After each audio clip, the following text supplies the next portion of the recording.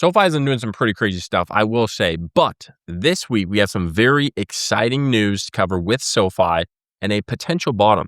So make sure you guys click the subscribe button and the like button on this video to stay up to date on the videos that I am releasing. But let's jump right into it. So this is SoFi, and we have to discuss a few factors today on the RSI indicator.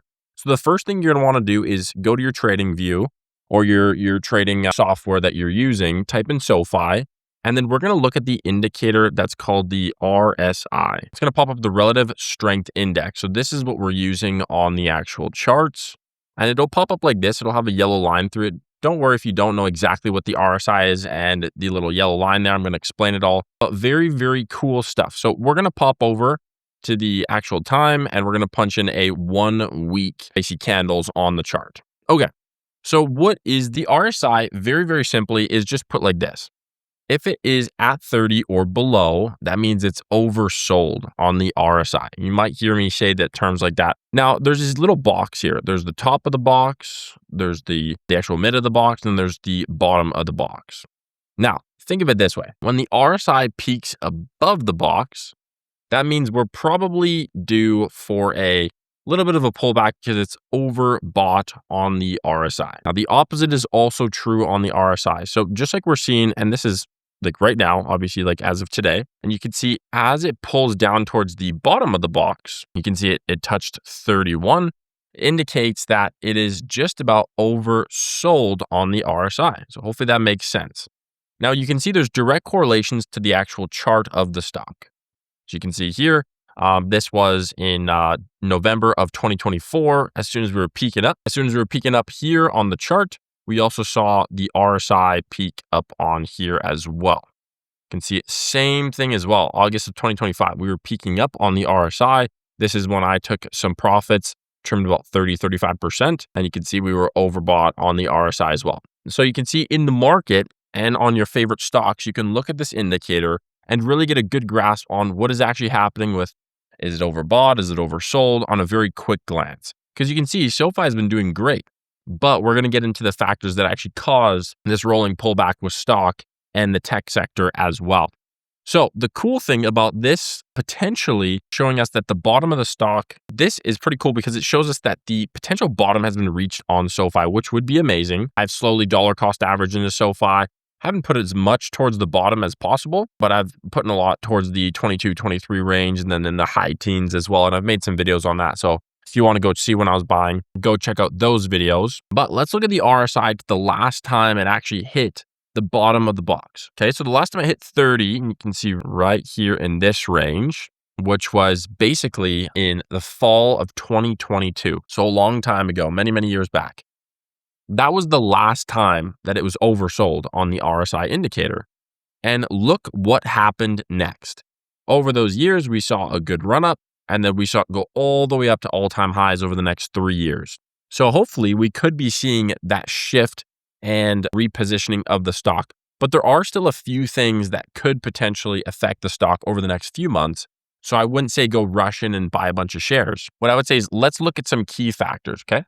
So let's go ahead and look at the hour chart here. Okay, so I made a video last week kind of showing you the downtrend and the reasons why. If you haven't seen that video, it's very important to understand what is happening with the trends in SoFi and the overall industry, which first starts with the private credit sector. A big reason why we had this downtrend in SoFi be so violent and so quick over the past few months is because the private credit sector has been experiencing lots and lots of delinquencies. It's been up from normally like 2 to 3%. It's been going up and up and up. We don't know the exact numbers across the industry because obviously it's private credit, but there are companies like Blue Owl who have been hit very hard by this. Now, SoFi doesn't hold the loans. Blue Owl actually holds those loans. But the issue is that SoFi has a deal with them where they underwrite the loans.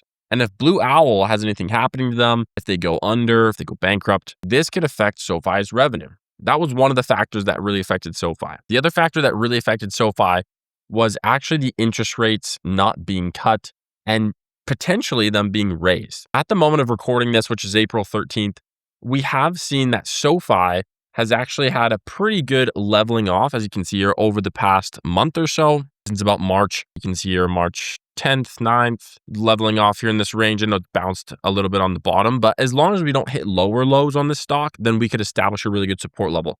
But the cool thing is that SoFi, with it being in the interest rate basically affected area, so they're fintech, they really rely on interest rates being cut so they can give more loans, and then people can use their banking software more with investments, all that good stuff. It all intertwines with its users in the financial space. Now, because we're not seeing any interest rate cuts potentially for the whole summer and everything just staying the same as the Fed has indicated, I don't think that's necessarily going to affect the growth of the stock because the fundamentals are still very, very strong on SoFi and earnings will be coming up soon. So what could this actually do for the stock? I personally think if interest rates stay the same and we don't have any worsening news, so there isn't like some massive like crash in housing or massive crash with loans because oil stays high, as long as relatively the market stays the same, which we are seeing a good support level in the SPY happening this week. If we look over at the SPY, it seems like people in the market have adjusted to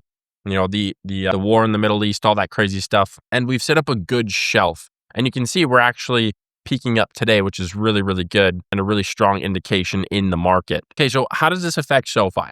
If we see interest rates stay the same or potentially a little bit better, but pretty much just stay the same as long as they don't get worse, and the economy just generally going into a good direction, as long as inflation isn't too bad during the summertime, I think SoFi could really start picking up steam towards that $23, $24 mark again, just like we saw a few years back. So remember, a few years back, pop back here to the 1 week candles, when it touched the bottom of the RSI at the 30 range, indicating it's probably oversold, over the next 6 to 12 months, it just about doubled. Look back to when it peaked here, so it was at $5 and went all the way up to around $11. Okay, so we could see something similar, which means if you potentially get into SoFi now, obviously don't rush into it just right away, but consider buying a little bit in your portfolio like I am, because this could be a spot where it really sharply goes the other direction.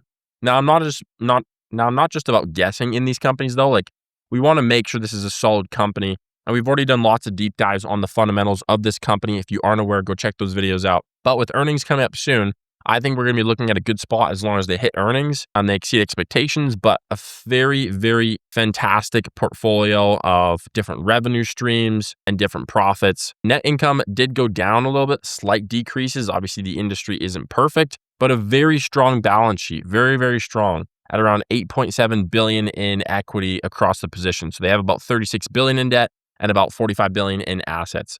So overall, very strong buy right now for SoFi. But let me know down in the comments what you think about where SoFi is going based on the RSI indicator. Let me know down in the comments if you've used this indicator and what you ultimately think is going to happen with SoFi. And if this ends up being the bottom on SoFi, we could see a very good run up, and most importantly, a different market sentiment according to SoFi, because as long as we pick up traction, we could see a deeper buy-in from different institutions, and then obviously the retail investor, and we could really push this sucker up. So with that being said, if you enjoyed this video, make sure to leave a like and subscribe. A huge boost to the channel, and we'll see you guys in the next one.